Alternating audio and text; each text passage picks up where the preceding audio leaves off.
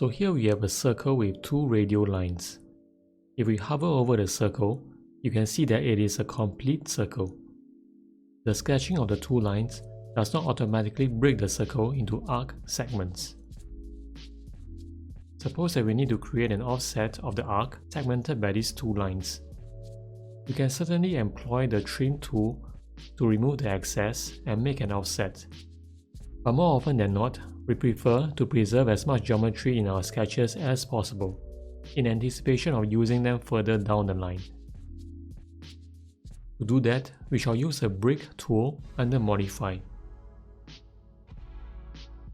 With the tool activated, when you hover over the circle, you can see red cross marks where the lines intersect with the circle. When you see the cross marks, click on the arc to confirm.